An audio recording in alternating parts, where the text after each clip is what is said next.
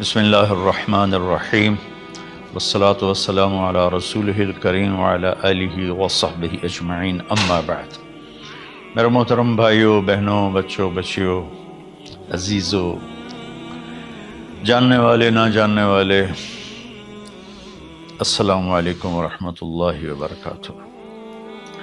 کچھ دنوں سے میں قرآن سے اللہ کی پسندیدہ ہستیاں کون ہیں، کہ اللہ کس کو پسند کرتا ہے، ولی دوست کو کہتے ہیں۔ تو اللہ کا دوست کون ہے؟ وہ یہ کوئی وراثتی چیز نہیں ہے کہ ایک بڑے اولیاء اللہ تھے تو اب ان کا بیٹا بھی انہی جیسا ہوگا۔ ہمارے یہاں وراثت چلتی ہے کہ بڑے بزرگ کا بیٹا بھی بزرگ بن جاتا ہے، چاہے وہ کلین شیو ہو، وہ لوگ اس کے پاؤں چوم رہے ہوتے ہیں، جہالت ہے۔ تو آج میں تھوڑا سا سورہ بنی اسرائیل ہے، اس میں بھی سارے اخلاق بیان ہوئے۔ میرے بھائی بہنوں، ایمان لانے کے بعد انسان بنتا ہے، اور اس کے بعد اس کی قیمت، اس کا بڑا پن، اس کی وجاہت، اس کی شرافت وہ پیسوں سے نہیں ہوتی۔ پیسوں سے انسان مالدار تو ہو جاتا ہے، بڑا نہیں بنتا، بڑا نہیں بنتا۔ ہمارا علم غلط ہو گیا۔ بڑا بڑا بندہ جے بولدیاں 3 ملن، یہ 200 مربع، یہ نوابہ فلانا ہے، نوابہ فلانا ہے۔ میرے بھائیو، یہ بالکل غلط علم ہے۔ بڑا وہ ہے جسے اللہ پسند کرے، بڑا وہ ہے جو میرے نبی کی زندگی کے پیچھے چلے، بڑا وہ ہے جس سے اللہ تعالیٰ راضی ہو جائے، باقی سب چھوٹے چھوٹے ہیں۔ تو آج ایک تیسری جگہ سے میں کچھ باتیں قرآن سے عرض کروں گا جن کا تعلق ہمارے ایمان سے بھی ہے، اخلاق سے بھی ہے۔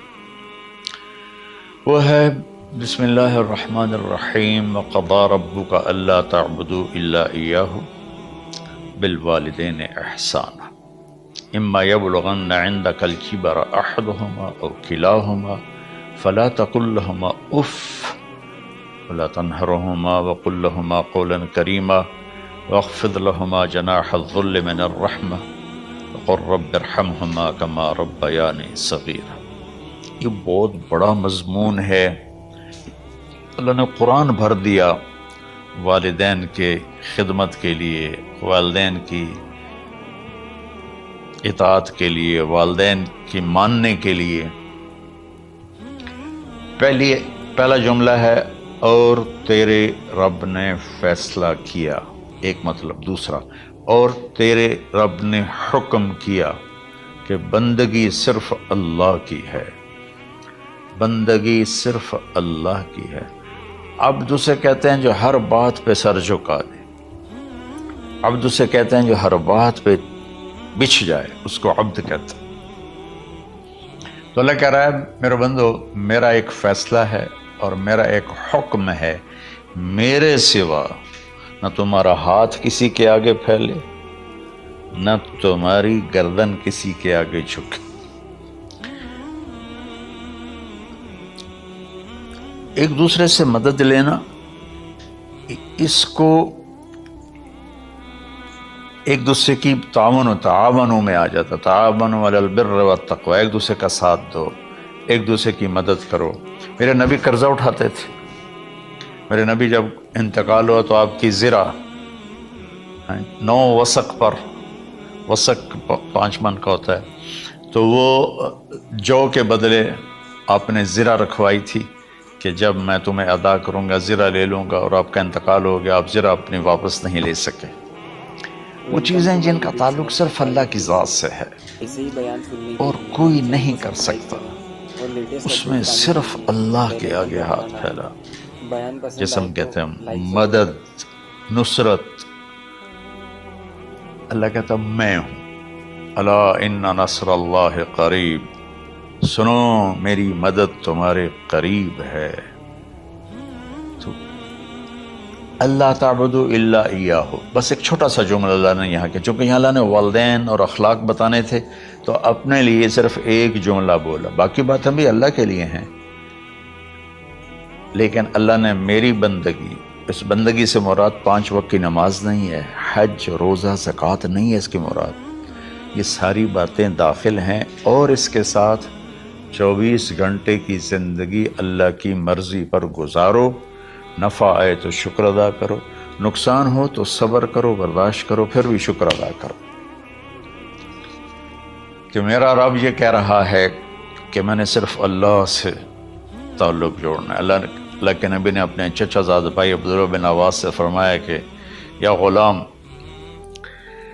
اے نوجوان، اوصیک بکلمات فاحفظھا، میں تمہیں چند باتوں کی وصیت کرتا ہوں، کیا؟ احفظ اللہ، احفظ اللہ یحفظک اللہ، یحفظک اللہ، اللہ کے اوامر کی حفاظت کر، اللہ تیری حفاظت کرے گا۔ احفظ اللہ تجدہ تجاہک، تو اللہ کے اوامر، اسلام، حلال حرام کی پہچان کر کے زندگی گزار تو اللہ کو ہر وقت تو اپنی مدد کے لیے تیار پائے گا۔ اور لمبی حدیث ہے، بنا عشاء کی نماز کا وقت ہو رہا ہے، اس میں وہ جملہ جو اس میرے مضمون سے متعلق ہے، وَإِذَا سَأَلْتَ فَاسْأَلِ اللَّهِ، جب بھی مانگو اللہ سے مانگو، جب بھی مانگو اللہ سے مانگو، اللہ کے سوا کوئی دینے والا نہیں ہے، صرف اللہ ہے دینے کے لیے۔ وَإِذَا اسْتَعَنْتَ فَاسْتَعِنْ بِاللَّهِ، اور جب مدد کے لیے ہاتھ اٹھاؤ تو صرف اللہ کو پکارو، جب ضرورت حاجت کے لیے، مدد کے لیے ہاتھ اٹھاؤ تو اپنے اللہ کو پکارو۔ تو یہ حدیث کی بات بھی ہے، جو قرآن کی بات بھی ہے۔ اس کے بعد آگے اللہ کہتا ہے وَبِالْوَالِدَيْنِ إِحْسَانًا، اور اپنے والدین کے ساتھ احسان کرو۔ احسان کا کیا مطلب ہے؟ اللہ آگے اسی کی تشریح کر رہا ہے۔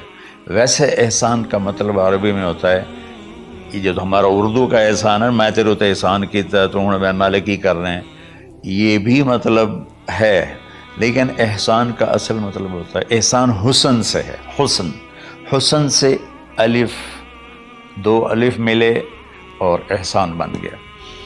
احسان کا مطلب ہوتا ہے کسی بھی کام کو جو دنیا کا ہے، دین کا ہے، اسے انتہائی خوبصورت طریقے سے کرنا۔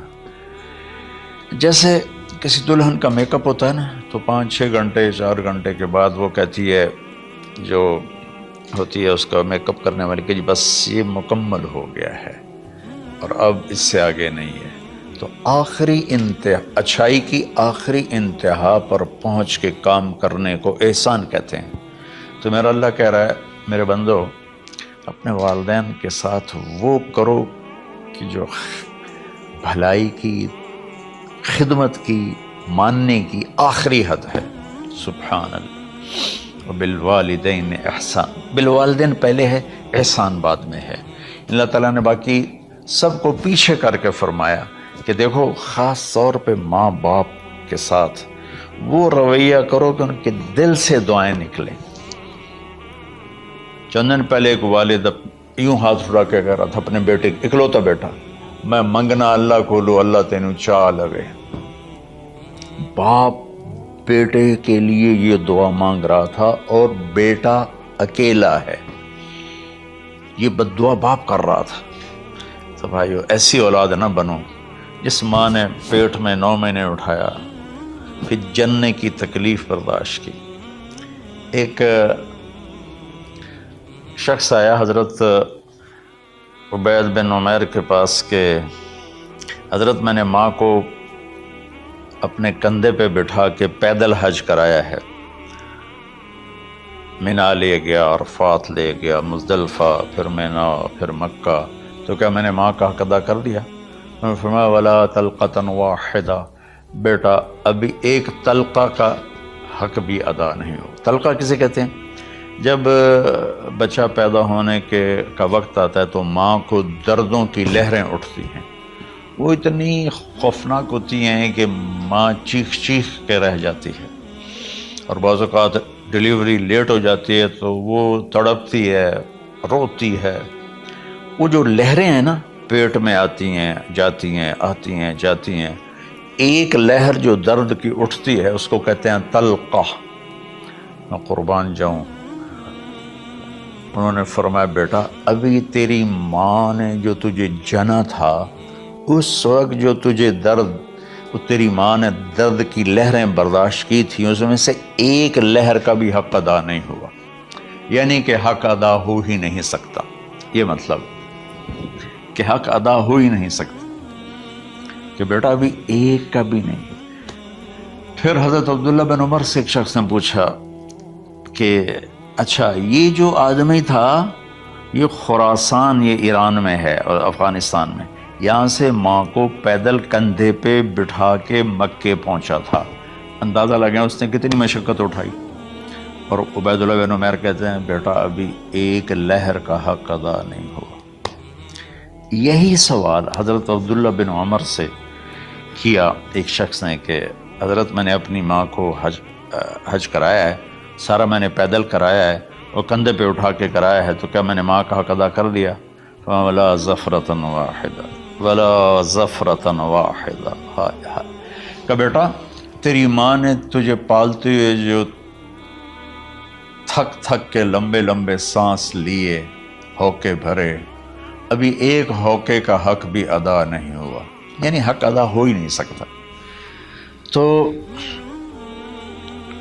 احسان کے آگے تشریح آ رہی ہے۔ تو آج میں صرف اتنی بات کروں گا کہ میرے بھائیوں، میری بہنوں، میرے بچوں، میری بچیوں، اللہ کے واسطے ماں باپ کو دکھ نہ دینا ورنہ اللہ بھی ناراض ہو جائے گا۔ چند دن پہلے ایک بچہ بچی میرے پاس آئے، دونوں میڈیکل اسٹوڈنٹ تھے، کہ ہم شادی کرنا چاہتے ہیں۔ تو بچی نے کہا جی میرے والدین ناراض ہیں، وہ نہیں، اس رشتے پر راضی نہیں ہیں۔ تو میرے باپ کہتے ہیں اگر تو نے یہاں رشتہ کیا تو تیری میری ایک درمیان ایک خط آئے، کھچ جائے گا خلیج، ہم اس پار نہیں آئیں گے تو اس پار نہیں آئے گی۔ میں نے کہا بیٹی جس ماں نے تجھے 9 مہینے پیٹ میں پالا، 2 سال تجھے دودھ پلایا، تیری پوٹیاں پیشاب صاف کیا، تجھے پیمپر باندھے، تجھے اٹھ اٹھ کے راتوں کو اپنی چھاتی سے دودھ پلایا، کیا اب اس کا اتنا بھی حق نہیں کہ تم اس کی رائے کا احترام کرو؟ اتنا بھی حق نہیں ہے؟ تو میں نے کہا بیٹا میری کوئی رائے نہیں ہے، تو اب اگر تیرے ماں باپ راضی ہیں تو بسم اللہ ضرور کر، اگر راضی نہیں ہے تو دیکھو موت تک تجھے ماں باپ کی دعا نہیں ملے گی، اور ماں باپ کی دعا نہ ملی تو کچھ بھی نہیں ملے گا۔ تو بھائیو دوستو، خاص طور پر آج کے کالج کے نوجوان بچے بچیاں یہ ماں باپ کے ساتھ بہت بدتمیزی کرتے ہیں، چونکہ اس میں والدین کا پہلا قصور ہے کہ انہوں نے ان کو دین نہیں سکھایا۔ بچپن میں انگلش میڈیم اسکول، پھر او لیول، پھر اے لیول، تو انہیں کیا پتہ ماں کون ہے باپ کون ہے۔ ایک پرانی بات ہے، ایک شخص اپنے بیٹے کو لے کر آیا کہ یہ میرا بچہ ہے اور یہ فلاں جگہ شادی کرنا چاہتا ہے، اور ہم میں سے کسی کی رائے نہیں ہے، اور یہ مانتا نہیں ہے، اور اس کے ساتھ اس نے نا دھاڑے مار کے رونا شروع کیا۔ تو میں نے بچے کو دیکھا تو یوں کر کے بیٹھا تھا، اس کا باپ رو رہا ہے، ہچ کیوں تو ایسے بیٹھا ہو۔ تو مجھے اچانک خیال آیا، میں نے کہا شیخ صاحب اس کو کہاں پڑھایا تھا؟ کہا جی امریکن اسکول۔ اس کے بعد کہ جو اس کے بعد آسٹریلیا بھیجا تھا مزید تعلیم کے لیے۔ ان کے شیخ صاحب اس بچے کا کوئی قصور نہیں، آپ کا قصور ہے، اس کو تو پتہ ہی نہیں میری ماں کیا ہے، میرا باپ کیا ہے۔ ایک ہماری تہذیب تھی وہ ختم ہو گئی ہے، اس میں علم نہیں بھی تھا تو ماں باپ کا۔ میں نے اپنی آنکھوں سے دیکھا، میں نے اپنے دادا کو دیکھا لیکن مجھے یاد نہیں، لیکن جو میرے دادا کے چھوٹے بھائی تھے ان کو میں سنبھلتا ہوں، ان کو میں نے دیکھا ہے، 3ری 4تھی جماعت تک میں تھا۔ 61 میں ان کا انتقال ہوا، میری 9 سال عمر تھی، تو 8 سال ان کے بیٹے جوان تھے، اور ڈیرے میں جب وہ بیٹھتے تھے تو ان کے بچے ان کے سامنے نہیں بیٹھتے تھے، ان کی پیٹھ کے پیچھے بیٹھتے تھے. اتنا ادب تھا، حالانکہ چاروں کے چاروں دین نہیں جانتے تھے. تہذیب تھی، ثقافت تھی، جو آج کی تہذیب نے ہم سے سب کچھ چھین لی. اب بھی آپ جاؤ بیٹا تھر پارکر میں گیا ہوں 2-3 دفعہ، اور وہاں مسلمان نہیں، ہندو عورتیں جب گاڑی گزرتی ہے تو گھونگھٹ کو نیچے کر لیتی ہیں، اپنا چہرے کو فوراً چھپا لیتی ہیں. تو خیر بہرحال میں نے کہا شیخ صاحب اس بچے کا قصور نہیں، آپ کا قصور ہے. تو میرے بچوں، اپنے ماں باپ کو خوش کرو اور راضی کرو. ان کا راضی ہونا اللہ کی رضا ہے. میں اس کی تفصیل انشاءاللہ آگے بتاؤں گا. آج میں صرف اتنا ہی میں نے تمہید باندھی ہے کہ ماں باپ کا کیا مقام ہے، ان کی کیا عزت ہے. ایک شخص آیا، یا رسول اللہ میرا باپ میرے پوچھے بغیر میرا مال خرچ کر لیتا ہے. آپ نے کہا بلاؤ. چونکہ بچے کا ذاتی مال اگر ہو تو شرع کے لحاظ سے باپ پوچھ کے استعمال کرے، بغیر پوچھے استعمال نہ کرے. جب اسے پتہ چلا کہ میرے بیٹے نے شکایت کی ہے، تو عرب کی شاعری تو مشہور تھی، انہیں دل دل میں کچھ اشعار پڑھے. جو آیا تو جبریل پہلے آ گئے. یا رسول اللہ، اللہ تعالیٰ کہہ رہے ہیں آپ اس سے پوچھیں وہ شعر بتاؤ جو تیرے کانوں نے تو نہیں سنے، تیرے دل میں آئے تھے اور اللہ نے سن لیے. تو اللہ کے نبی نے فرمایا بھائی تیرا انشاءاللہ کیس سنتے ہیں، لیکن پہلے وہ شعر سناؤ جو تم نے تو نہیں کہے زبان سے پر اللہ نے سن لیے. تو آپ نے اس سے ارشاد فرمایا کہ تمہاری بات ہم سنتے ہیں باپ بیٹے کی، لیکن پہلے وہ شعر سناؤ جو تیری زبان سے ادا نہیں ہوئے، تیرے کانوں نے نہیں سنے، تیرے دل کی گونج تھی اور تیرے دل کی آہ اور فریاد تھی جو دل ہی میں گھٹ کے رہ گئی، اسے اللہ نے سنا ہے. وہ کہتا ہے سناؤ. کہنے لگا یا رسول اللہ آپ کا رب ہر وقت ہمارے ایمان کو آپ پر زیادہ سے زیادہ بڑھاتا رہتا ہے. اس ذات کی قسم جس کے قبضے میں میری جان ہے. یہ چند میرے دکھ بھرے خیالات الفاظ کی شکل میں ڈھلے، لیکن میری بزم تصور میں ہی رہے اور وہیں دفن ہو گئے، باہر نہیں نکلے، میری زبان سے ادا نہیں ہوئے، میرے کانوں نے نہیں سنا، آپ کے رب نے سن لیا. آپ نے کہا اچھا بتاؤ تم نے کہا کیا تھا؟ تو انہوں نے کہا جی میں نے بچے کی جب سنی شکایت میری کی ہے تو میں نے کہا تھا غضوتک مولودا وعلتک یافعا تعل بما اجنی علیک وتنہل واذا ضاقتک بالسقم لیلۃ لم ابت لسقمک الا ساہرا اتململ کأنی انا المتروک دونک بالذی ترکت به دونی وعینی تحملہ تخاف الرضا نفسی علیک وإنہا لتعلم ان الموت وقت مؤجل فلما بلغت السن والغایة التي الیہ مدى ما فیک كنت اؤمل جعلت جزائی غلظة وفظاظة كأنك انت المنعم المتفضل فلیتک ان لم ترع حق ابوتی فعلت كما الجار المجاور يفعل فأولیتنی حق الجوار لم تکن علی بمال دون مالک تبخل. میں ابھی ترجمہ کرتا ہوں. اس کا میرے نبی پر کیا اثر ہوا کہ آپ کا ٹپ ٹپ آنسو گر رہے تھے اور آپ کی داڑھی آپ کے آنسوں سے تر ہو رہی تھی. یہ اتنا فصیح کلام ہے کہ عربوں کو بھی پسینہ آ جائے گا ترجمہ کرنے کے لیے. تو میں تو عربی نہیں ہوں، لیکن یہ فخر تو حاصل ہے، بھلے ہیں یا برے ہیں 2-4 قدم ہم بھی تیرے ساتھ چلے ہیں. کچھ عرصہ اہل علم کی محفلوں میں بیٹھے، کچھ زبان کی شناسائی ہوئی، تو میں اپنی کم مائگی کے ساتھ اس کا ترجمہ کروں گا. وہ کہتا ہے غزوتک مولودا وعلتک یافع تعل بما اجنی علیک وتنحل۔ میرے بیٹے، جس دن تو پیدا ہوا ہم نے اپنے لیے جینا چھوڑ دیا، ہوئے ہوئے ہوئے، ہم تیرے لیے جیے۔ تیری ماں تجھے دودھ پلاتی تھی، میں تیرے لیے روٹی کے نوالے لاتا تھا، میری ساری کمائی پہلی اور آخری سب تیرے اوپر لگتی تھی۔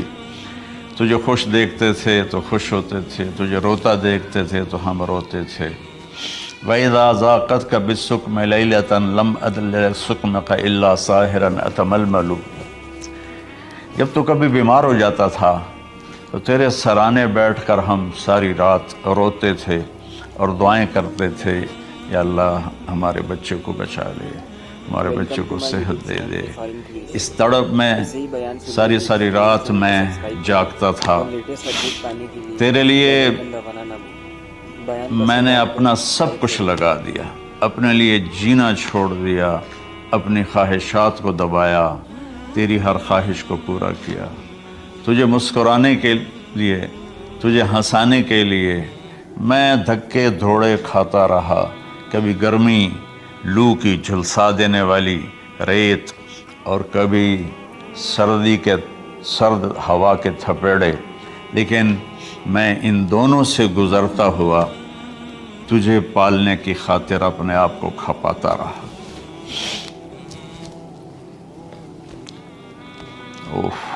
فلما بلغت السن والغایۃ التی الیہ مدی ما فیک کنت اؤمل۔ بیٹا، میں نے اپنے ہڈیوں کا رس بھی تیرے اندر ڈال دیا، صرف کمائی نہیں، میں نے اپنے ہڈیوں کا رس تیرے اندر ڈالا، میں نے جو کچھ تھا تیرے اوپر قربان کیا۔ تجھے مسکراتا دیکھ کر میں اپنے غم بھولتا تھا، تجھے ہنستا دیکھ کر مجھے دکھ بھول جاتے تھے، اور پھر آہستہ آہستہ آہستہ میری ہڈیوں کا گودا، میری کمائی تیرے اندر گئی، اور تو ایک خوبصورت درخت کی طرح بڑھتا چلا گیا، بڑھتا چلا گیا، بڑھتا چلا گیا، بڑھتا چلا گیا، اور میری بڑھاپے نے کمر جھکا دی اور میں جھکتا چلا گیا، جھکتا چلا گیا۔ میرا خیال تھا کہ جیسے میں اس کی انگلی پکڑ کے چلتا تھا، اب میری باری ہے، یہ میری انگلی پکڑ کے چلے گا۔ جیسے میں اسے سینے سے لگاتا تھا، پیار کرتا تھا، جھولے جھلاتا تھا، باغ میں لے جاتا تھا، یہ ساری اس کی تعبیرات کے اندر داخل ہیں، الفاظ میں نہیں ہیں۔ تو مجھے خیال آتا تھا جب میں بوڑھا ہو جاؤں گا نا تو میرا بیٹا بھی مجھے ایسے ہی لے کے پھرے گا، میرا بیٹا بھی میری سنے گا۔ یہ 100 دفعہ پوچھتا تھا یہ کیا ہے، اور میں ہر دفعہ جواب دیتا تھا یہ ہے۔ تو اب میں بوڑھاپے میں اس سے بات کروں گا، یہ میری بات سنے گا۔ میں اس کو نوالے کھلاتا تھا، یہ مجھے روٹی کھلائے گا۔ میں اس کا انگلی پکڑ کے چلتا تھا، یہ میرا ہاتھ پکڑ کے چلے گا۔ میری کمر بڑھاپے نے جھکا دی اور میں ایک خشک پیڑ کی طرح ہو گیا، اور جوانی نے تیری کمر کو سیدھا کیا اور تو ایک تر و تازہ درخت بن گیا۔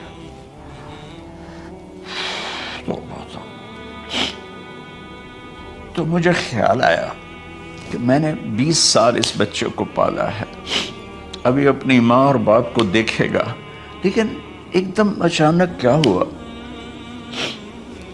فلما بلغت السن والغایۃ التی الیہا مدی ما فیک کنت اؤمل۔ جب تو اس عمر کو پہنچا جس میں ہماری امیدیں تیرے ساتھ لگ گئیں، ہمیں بڑھاپے نے بے آسرا کر دیا اور تیری جوانی نے تجھے ہمت دے دی، تو ہمارا خیال آیا کہ اب یہ ہمارے ساتھ وہی کرے گا جو ہم نے اس کے ساتھ کیا۔ لیکن کیا ہوا؟ جعلت جزائی غلظۃ وفظاظۃ کأنک انت المنعم المتفضل۔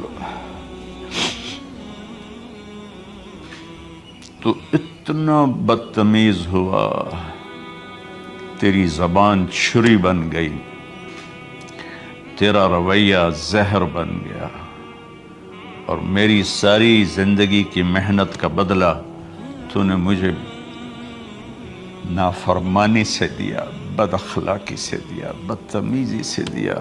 میں حیرت بھری نظروں سے تجھے دیکھتا رہا، اور میں اپنی پچھلی 20 سالہ زندگی کو جھٹلاتا رہا کہ میرے خیال میں اس کا نوکر ہوں اور یہ میرا مالک، میں اس کا باپ نہیں، میں اس کا نوکر ہوں، کیونکہ ماں باپ کے ساتھ ایسا کوئی نہیں کرتا ہے، یہ میرا مالک ہے اور میں اس کا نوکر ہوں، اس لیے مجھے ڈانٹ رہا ہے۔ کتنے بچوں کو میں نے یہ کہتے سنا اپنے باپ کو، تو میرے واسطے آج تک کیتا کی، تو میرے واسطے آج تک بنایا کی، اور جو باپ بے بسی کی تصویر بنا ہوتا تھا وہ شکلیں بھی میرے سامنے ہیں۔ ہمارا دیہاتی ماحول زمیندارہ ماحول ہے، اب تو شہروں میں بھی یہی حال ہے، جس نے وہ لیول اے لیول کیا ہے اسے کیا پتا ماں کسے کہتے ہیں، باپ کسے کہتے ہیں۔ تو میں نے اپنی آنکھوں سے باپ کی بے بسی اور بیٹے کا غرانہ ایک دفعہ نہیں کتنی دفعہ دیکھا۔ تو میرے واسطے آج تک ہی کیتا ہے، تو میرے واسطے آج تک ہی بنایا ہے۔ وہ کہتا ہے اچھا میرا بچہ جداں جوان ہو سو آپ پہ سمجھ جسو۔ جبریل انسانی شکل میں آئے کہ یا رسول اللہ کچھ سوال کیے، قیامت کب آئے گی؟ کہا اللہ کو پتہ ہے۔ کہا کوئی نشانی؟ فرمایا جب دیکھو کہ بیٹیاں بھی ماؤں کو نوکر کی طرح دھتکار رہی ہوں تو سمجھنا قیامت آنے والی ہے۔ کچھ عرصہ پہلے ایک بچی اور ماں، تو ماں کچھ بات کر رہی تھی اور بیٹی کہہ رہی تھی بھوک نہیں بھوک نہیں، اور اس کی ماں کے خون سے بھرے ہوئے آنسو بہ رہے تھے اور اس کی ہچکیاں لگ رہی تھی کہ یہ وہ ہے جس کو میں نے اپنے پیٹ سے جنا، اور اپنی چھاتی کا دودھ پلاتے پلاتے پلاتے میں نے کتنی تکلیفیں برداشت کی، اور آج کر یہ بھوک نہیں۔ تو کمال کے اشعار میں سوچ رہا ہوں جو میرا یہ حال ہے 1400 سال بعد کہ میرے آنسو نہیں رک رہے، تو اللہ کے نبی تو زار و قطار روئے تھے، داڑھی آنسوں سے تر ہو گئی تھی۔ کہا بیٹا جب تو نے میری ساری زندگی کی محنتوں کا بدلہ بدتمیزی سے دیا، گالی گلوچ سے دیا، دھکے دے کر باپ کو گھر سے نکال دیتے ہیں، تو بیٹا میں یہ سمجھا کہ تو نے ایک خواب دیکھا تھا، تو نے ایک خواب دیکھا تھا کہ تو باپ ہے اور یہ بیٹا ہے۔ اصل حقیقت یہ ہے کہ یہ مالک ہے اور میں نوکر ہوں۔ پھر آگے کہتا فَلَيْتَكَ إِن لَمْ تَرَ حَقَّ أُبُوَّتِي فَعَلْتَ كَمَا الْجَارُ الْمُجَاوِرُ يَفْعَلُ۔ اچھا چلو بیٹا تو نے مجھے باپ تو نہ سمجھا، چلو ایک پڑوسی سمجھ لو۔ عرب میں پڑوسی کا بہت خیال کیا جاتا تھا، اور یہ عرب کی شان تھی کہ اپنے پڑوسی کو وہ عزت دیتے تھے جو اپنے گھر میں ایک دوسرے کو عزت دیتے تھے۔ تو اس نے پھر اس کی طرف اشارہ کیا کہ اگر میں تیرا باپ نہیں ہوں، تیرے رویوں کو دیکھ کر تو یہی لگتا ہے کہ میں تیرا نوکر ہوں، تو میرا مالک ہے، تو چلو اتنا تو کر دے جتنا ایک پڑوسی کے ساتھ کرتا ہے۔ فَأَوْلَيْتَنِي حَقَّ الْجِوَارِ وَلَمْ تَكُنْ عَلَيَّ بِمَالٍ دُونَ مَالِكَ تَبْخَلُ۔ تو پڑوسی پر تو عرب خرچ کرتے ہیں، تو بھی تھوڑا سا میرے اوپر خرچ کر دیتا ہے اور تو بخیل نہ بنتا، اور میرے خوابوں کو چکنا چور کر دیا، میری امیدوں پر پانی پھیر دیا، میرے بڑھاپے کو ذلت اور رسوائی میں بدل دیا۔ اچھا میرا پتر جا خوش رہو۔ ماں باپ کہاں بد دعائیں کرتے ہیں؟ تو میرے نبی کی آنکھوں سے آنسو، یہ ساری داڑھی تر ہو گئی، تو آپ نے اس کے بچے کو گریبان سے پکڑا اور جھٹکا دے کر دھکا دے کر دفع ہو جا، انت ومالک لابیک، تو اور تیرا سب کچھ تیرے باپ کا ہے۔ حضرت علی رضی اللہ تعالیٰ عنہ سے کسی نے پوچھا کہ آپ کے بیٹے حسن کیسے بیٹے ہیں؟ کہا حسن میرا وہ بیٹا ہے کہ جب میں چلتا ہوں تو میرے آگے نہیں چلتا، میرے پیچھے چلتا ہے۔ جب کہیں بیٹھنے کا موقع آتا ہے تو یہ پہلے نہیں بیٹھتا، پہلے مجھے بٹھاتا ہے پھر خود بیٹھتا ہے۔ جب کھانے پر بیٹھتے ہیں تو یہ روٹی کی طرف ہاتھ نہیں بڑھاتا جب تک میں نہ بڑھاؤں، یہ سالن کی طرف ہاتھ نہیں بڑھاتا جب تک میں نہ بڑھاؤں۔ میں کمرے میں ہوں تو یہ چھت پہ نہیں چڑھتا کہ میرے باپ کی بے ادبی ہو جائے گی۔ میں حالانکہ چھت پہ چڑھنا ضرورت کے لیے ہوتا ہے، لیکن قربان جائیں اہل بیت کے ایسے ہی اخلاق ہوتے ہیں، آل رسول ایسے ہی ہوتے ہیں۔ میرے عزیزوں نوجوانوں سے کہہ رہا ہوں جن کے والدین زندہ ہیں، ہم تو محروم ہو گئے، وہ قبروں میں چلے گئے، لیکن میں اتنا مصروف رہتا ہوں۔ اب یہ کرونا کی وجہ سے گھر میں بیٹھے ہوئے ہیں، یعنی میری زندگی ایسے پہیے کی طرح گھومی ہے، اور پھر دل کی تکلیف، پھر اس کے ساتھ سر کا درد شدید۔ اس کے باوجود میں روزانہ 10 نفل اپنے باپ کے لیے پڑھتا ہوں، 10 نفل اپنی ماں کے لیے پڑھتا ہوں، اور 4 نفل اپنی خالہ کے لیے پڑھتا ہوں، کہ ساری زندگی سجدوں میں سر رکھ کے اس کا ثواب ماں باپ کو پہنچاؤں، تو ماں باپ کا حق ادا نہیں ہو سکتا۔